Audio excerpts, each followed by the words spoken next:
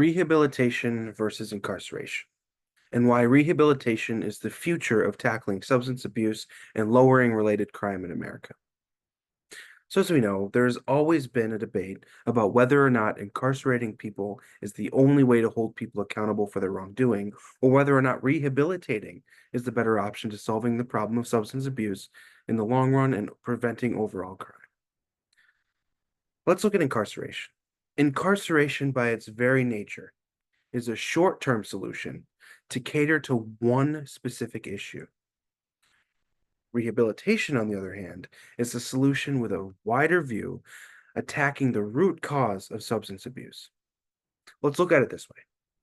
It would be like a doctor treating a patient with high blood pressure by prescribing them a medication to treat the symptom of high blood pressure. However, rehabilitation would be like a doctor conducting tests and adjusting lifestyle changes that will lower blood pressure naturally and more definitively. So, what exactly is rehabilitation versus incarceration?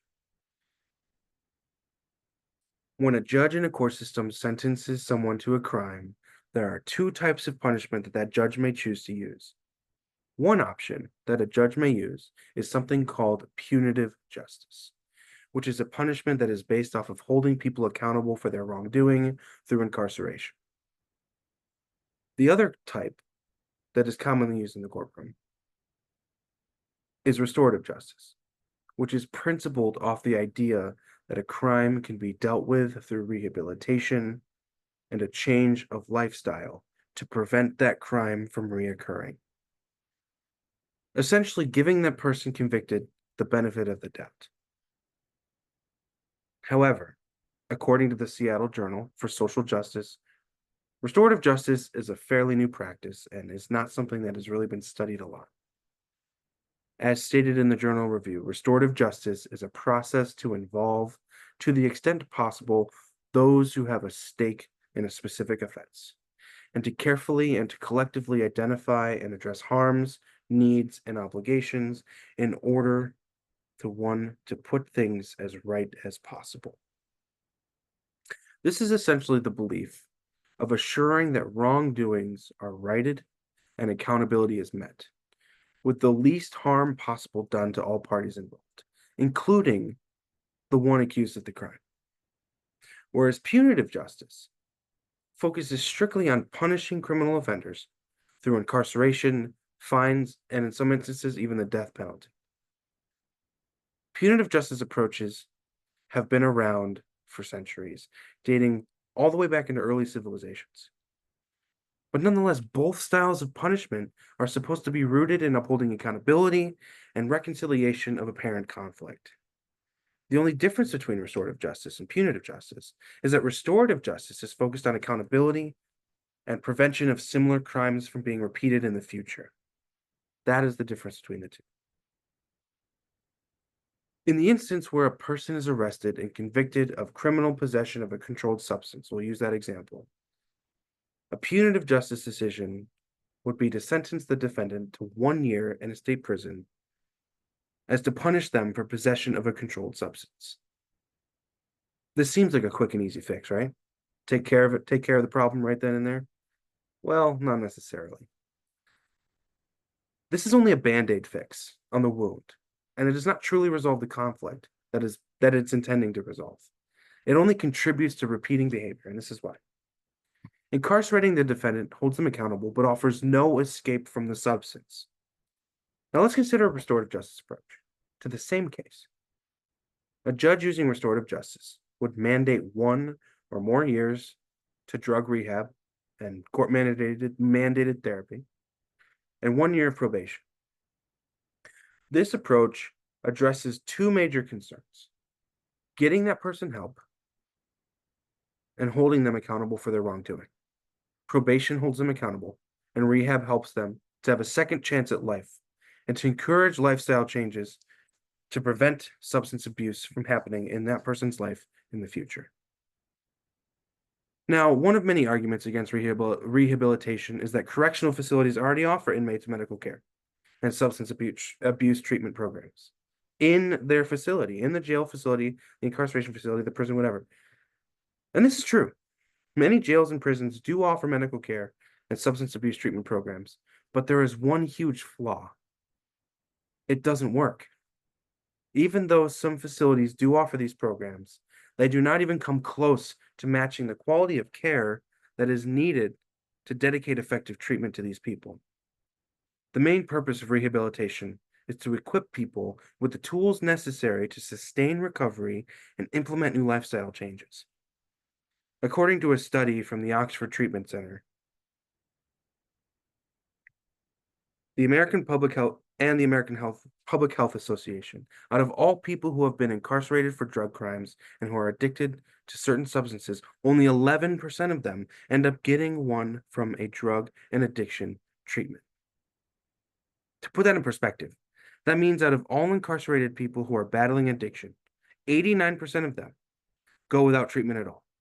The remaining 89% of inmates who are just expected to overcome their battle with substance abuse all on their own while locked up in a cage for months or even years, the damage from this ideal is incredible. They can suffer from substance abuse withdrawal, which carries a handful of health risks and can also encourage stronger cravings to that drug. So we have to tackle the addiction, tackling the behavior. So what happens when someone who has been addicted to certain substances for years is finally released from jail and has been deprived of those substances for months on end without treatment? The likelihood of them repeating their addictive behavior is almost imminent. When this person who suffers from addiction is sitting in a jail after being addicted to a substance for years of their life, they are not taught that it is quote unquote wrong to be addicted to it. Their only thought is that they need drugs to satisfy their addiction. They've been stripped from their drugs for so long, they need them. Rehabilitation is going to help encourage that same inmate in that same situation that addiction does not have to control their life. They are taught that addiction is not healthy, and they work with the rehab professional to find other ways to deal with stress and to find other ways to occupy their cravings, whether it be through music or writing or hiking or whatever, filling that void with something healthy. So the most important part of rehabilitation is eliminating the craving or to find alternative ways to find those cravings, to fill those cravings, excuse me. One of the ways in which people can eliminate cravings is to enter a frame of mind that is committed to reducing cravings. One of the ways rehab specialists use to help these inmates is to provide them with check-ins, which is a technique that involves understanding how your body is behaving, practicing meditative awareness, paying attention to breathing, and partaking in yoga postures. According to the Orlando Recovery Institute, mindfulness training helps reduce drug cravings by nearly 20%. These principles and techniques encourage people to change for the better instead of continuing down a path of addiction forever and ever and ever. Another technique that specialists use in a rehabilitation center is to distract from the distractions of recovery. When addicts distract themselves with unhealthy people who partake in unhealthy behaviors, it is more likely that the addict will continue to follow the behavior of their unhealthy peers. So rehab specialists help teach recovering addicts to adopt other quote unquote distractions, such as cooking food, taking up crafts and activities, and introducing new hobbies. Working into distractions, rehab specialists also use a technique called urge surging. This technique is essentially the practice of focusing on cravings directly and how long they last. This is an abrasive technique that allows the body to be in tune with the cravings so that the recovering addict can recognize how they are able to manifest the length of time that it takes for that craving to dissipate. This technique can be very effective if done correctly by trained professionals in a rehab facility. Rehabilitative efforts are designed to aggressively eliminate cravings and addictive behavior by attacking the root cause of addiction. One of the ways the rehab specialists work towards eliminating cravings is helping addicts to be able to identify their own triggers. When addicts on their journey to recovery are able to identify the things that trigger their addictive habits, they are able to avoid those things to lessen their chances of repeating addictive behavior. One example of eliminating a trigger would be avoiding physical locations or areas where addictive behavior occurs. For example, if an addict used to buy their drugs at a house on the corner of First Street and Main Street, rehab specialists would teach recovering addicts to avoid that area. Same thing with alcoholics. Try to avoid going to bars. This will avoid any chance of memories or flashbacks or repeated behavior of their past addictions. Accountability is also extremely important. And with restorative justice, it is usually a one strike and you're out system. If restorative efforts are ineffective, causing addicts to repeat their behavior and are arrested again for drug crimes, then it is likely that they will be faced with punitive punishment after that. This reminds recovering addicts of the consequences of their behavior, and will be a form of preventative medicine, encouraging them to stay on the straight and narrow and to avoid serious consequences. Using the bleak outlook of punitive punishment as an incentive to maintain sobriety and accountability, that is what that would be doing. So clearly, rehabilitative justice, it has its perks, and it has a well thought out and effective strategy toward rehabilitating people who struggle with addictions, and by preventing them from falling into a life of addictive behavior to a point where there's no return.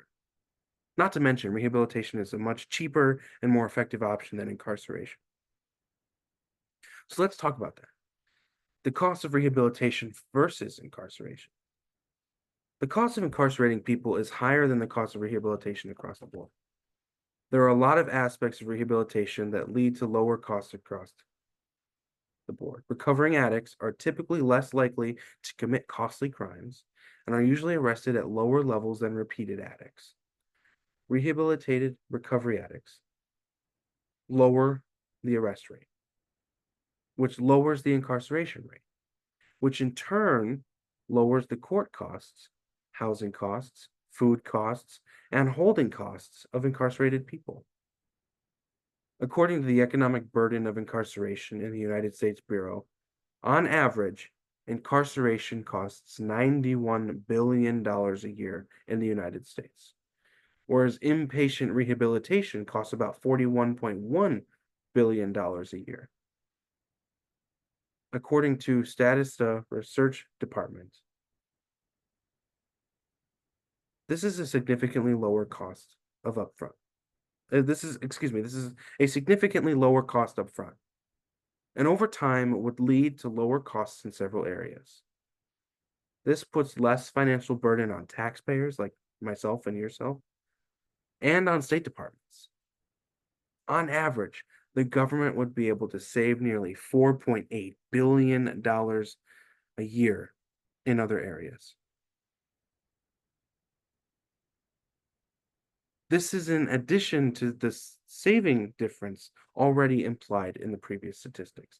So not only does it cost less to rehabilitate people, it also prevents addictive and criminal behavior overall. This would be a huge relief of burden on our communities, our court system, and our economy over time.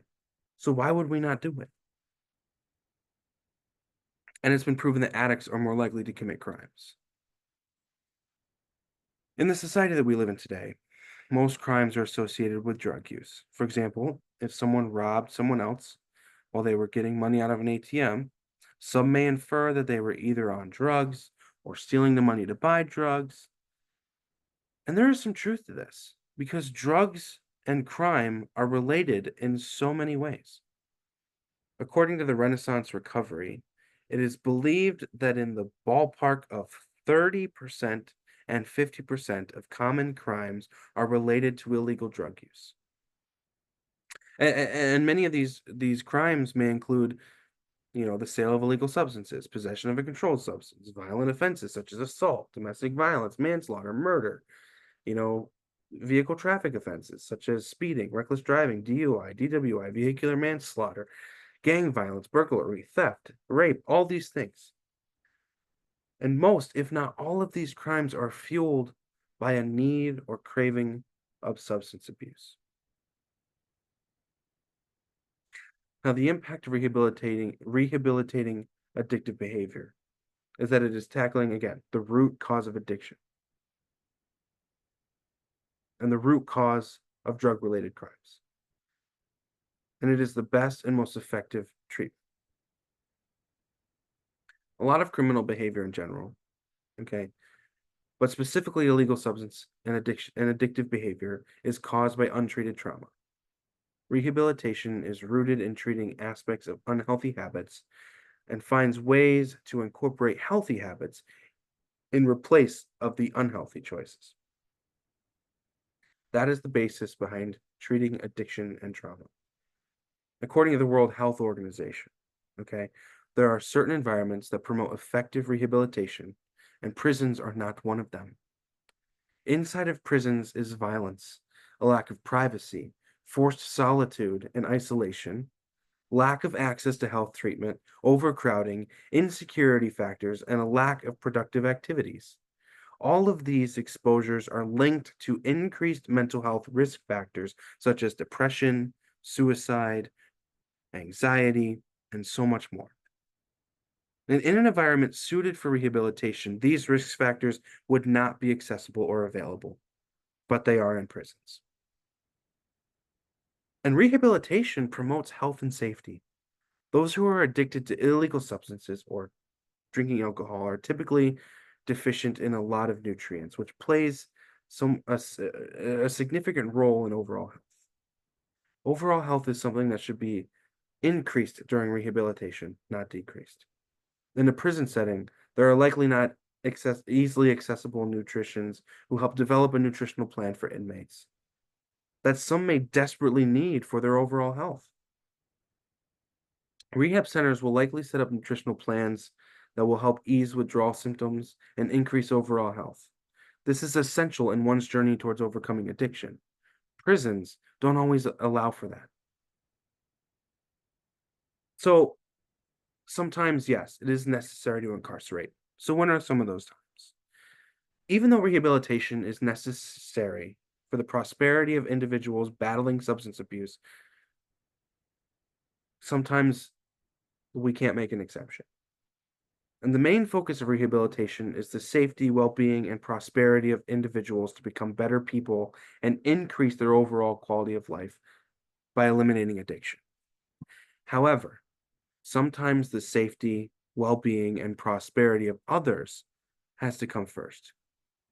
There are some cases in which illegal substance abuse, sale, or production endangers the lives and livelihoods of people around them.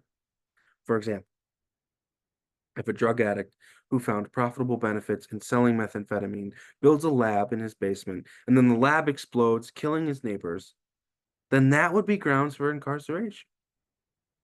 There are also times when the amount of drugs being sold, produced, or being in possession of is enough to amount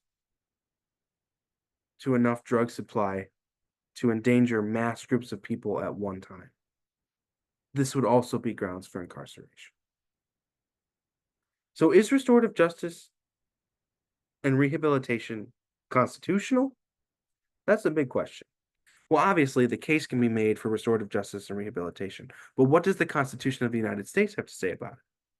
Well, in the United States, there is a system of functionality that we have adopted called checks and balances. This ensures that there are multiple steps and institutions that need to approve new bills, laws, amendments, and resolutions before they are signed into law.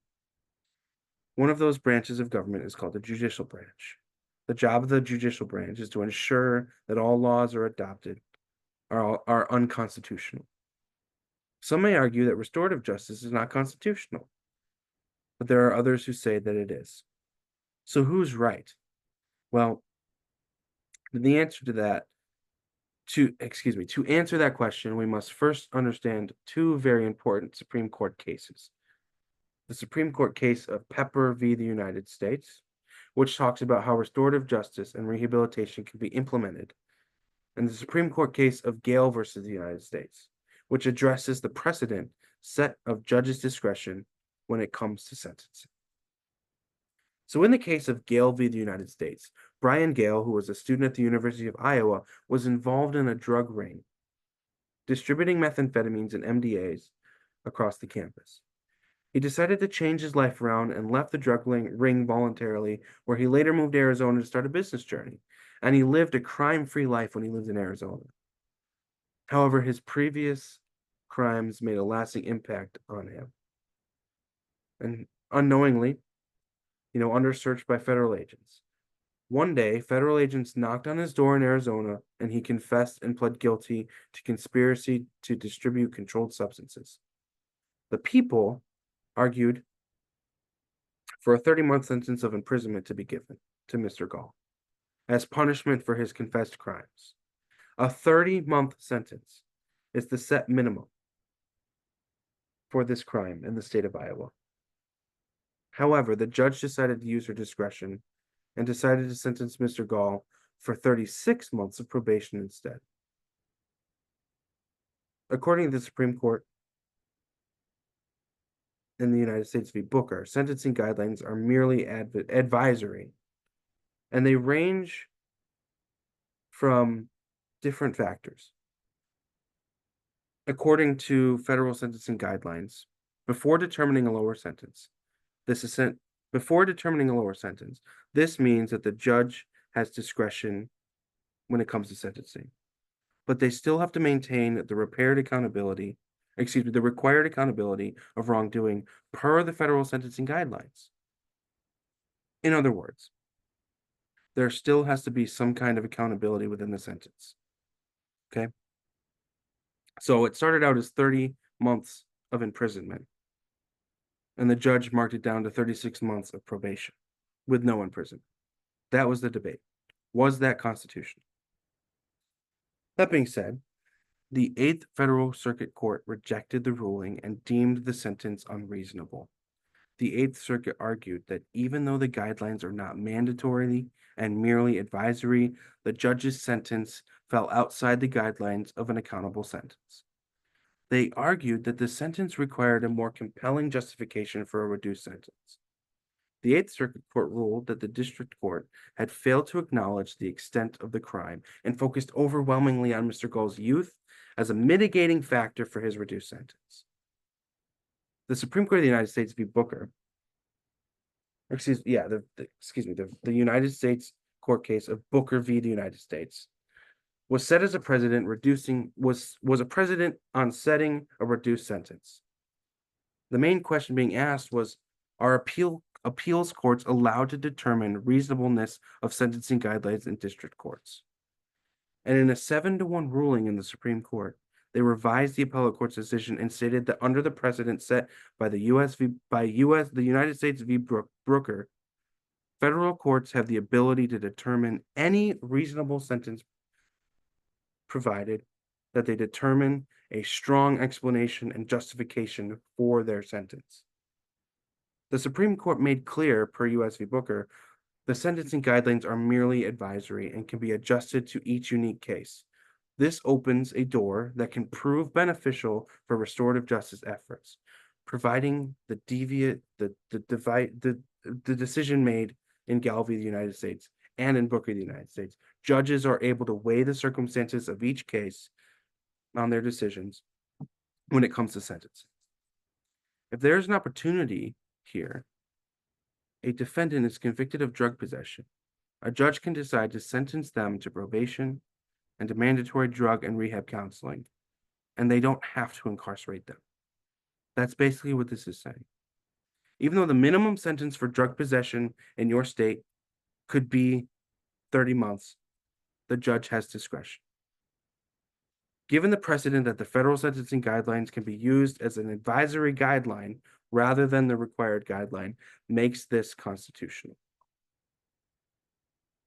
In the case of Pepper v. the United States, a man named Jason Pepper was arrested for conspiracy to distribute nearly 500 grams of methamphetamines.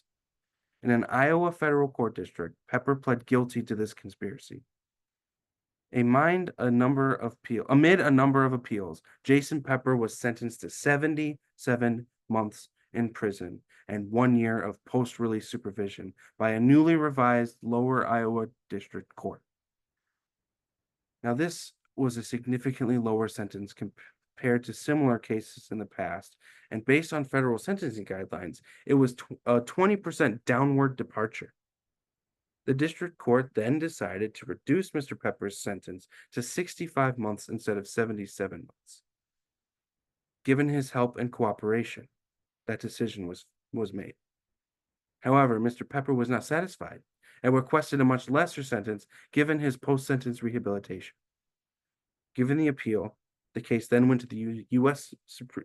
Court of Appeals, either circuit, where they denied his appeal and voted to affirm his sentence, providing the argument that his post-sentence rehabilitation was irrelevant to his sentence and resentencing. Given this, the case then went to the Supreme Court of the United States. After revision written by Justice Sonia Sotomayor, the case was affirmed and sent back to the lower courts. The court determined that the sentence has been set aside on appeal, but that a district court can consider evidence of post-sentence rehabilitation at resentencing, even after initial sentencing has been done. They also determined by a 6-2 vote that in appropriate cases, post-sentencing rehabilitation can be considered when deciding a downward variant or lower sentence in resentencing. So all of this was determined by the precedent set in the federal sentencing guidelines. And in this case is significant because it shows how a court can consider the beneficial impacts of rehabilitation in sentencing. The precedent set here is that rehabilitation is effective. And per the federal sentencing guidelines, rehabilitation can be an effort to support lower sentencing and increased ability to encourage corrective behavior,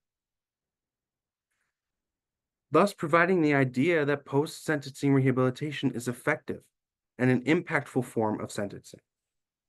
Using the precedent set here, we can infer that post-sentencing rehabilitation in the initial stages of sentencing is a beneficial decision that can help reduce sentencing costs, can encourage more restorative efforts, and can prevent against appeals being made about the court's decision. This will help to increase overall integrity of the court system. So there you have an explanation on the judicial side of things. What about the legislative side? Can legislative help reduce recidivism? Well, given the data behind how effective rehabilitation and restorative justice is, and given the precedent set in both Supreme Court cases, legislation has been passed to lower mass incarceration rates. One of those pieces of legislation is called the First Step Act, which was signed into law in 2018 by then acting President Donald Trump. And this was a bipartisan bill that passed through both houses of Congress and eventually landing on the president's desk to be signed into law. This bill was a substantial criminal justice reform bill that encouraged more rehabilitation, lowered recidivism, and reduced numbers of excessive sentences within the federal prison system. This gained the support of lawmakers and advocates from both sides of the aisle, deeming it a necessary step to addressing excessive punitive decisions made in the 1980s and the 1990s. The First Step Act essentially made the previously passed Fair Sentencing Act retroactive, in the fact that it enhanced the ability for the judicial system to use discretion when determining sentencing. Many additions to the First Step Act included establishing a credit system for earned time and increasing credits for already served good time. There are also loose restrictions on mandatory minimums for sentences. The First Step Act is rooted in making rehabilitative programs more available and incorporate them as an option for sentencing in certain circumstances. Now, the main goal of this act is to reduce recidivism, right? And that will lower costs for incarceration, will lower court costs for trials, and will lower crime altogether. And harsher punishments are not aimed towards rehabilitation or correcting addictive behavior. Rather, it encourages addictive behavior to repeat, leading to increased recidivism and higher costs. Luckily, according to the Sentencing Project, the Department of Justice reports that with rehabilitative efforts and lowered sentences in place, the recidivism rate is significantly lower than those who are sentenced to jail with a corrective program available to them. Among 30,000 of the individuals who qualified for the First Step Act, nearly 88% of them have not been arrested or rearrested and have maintained a crime-free and substance-free life. That being said, the 12% recidivism rate of those 30,000 is significantly lower than the normal 45% recidivism rate before this. This is proof that rehabilitative efforts and lower sentences lead to less recidivism and repeated crime. Now, according to the Bureau of Prisons, since 1980, crime prison population has continued to climb every year since. And when the Fair Sentencing Act was passed into law, this is when rehabilitative efforts truly began to be incorporated more significantly. We then see a consistent drop in federal prison population from 2010, where the population was approximately 22,000 people, to 2018, when the population was approximately 180,000 people incarcerated. We then see a pretty significant drop in 2018 to 2022, where the reported population was approximately 158,000 people incarcerated. Since the First Step Act was passed in 2018, we continue to see lower population in the federal prison system at a consistent rate. And this again is proof that lowered sentences and rehabilitation is significant to lowered crime and recidivism, which in turn contributes to lowered repeated substance abuse crimes as well. And that is why rehabilitation really is the better option. The main reason why incarceration may be the best option is when the lives, safety, or excuse me, the main reason why incarceration may be the best option is when lives, safety, well-being, and prosperity of the other people in jeopardy are protected. However, in most cases, nearly 80% of drug convictions are related to possession of illegal substances and not to the sale or production of them. According to a study by the Renaissance Recovery Project, this means that fewer than 20% of drug crimes are to the extent of placing innocent people in harm's way. For 80% of crimes, rehabilitation is the best and most permanent solution to reducing recidivism and reversing criminal behavior. Now, although at times it may seem like incarceration is quicker and a more concrete answer to eliminating drug crimes, getting bad people off the street, fixing addicts in America, but truly, rehabilitation is the only way to solve addiction and to lower crime in America. Sometimes accountability comes second to prosperity. When addicts and criminals are treated through rehabilitation and through restorative justice efforts, the impact it will have on society will be much more impactful than mass incarceration. When the root cause of the problem is solved, then that problem is no longer a persistent issue. The same logic is true with substance abuse and drug crimes in America. Curing the disease is how we end substance abuse. Treating the symptom of drug crimes is only buying us time. Solving the root causes behind drug crimes and criminal behavior will lead to lower costs, lower crime rates, and lowered repeat offenses. This is the ideal step forward for our country and is absolutely necessary to tackling the drug crisis that is crippling our nation. And we do so through restorative justice. Thank you.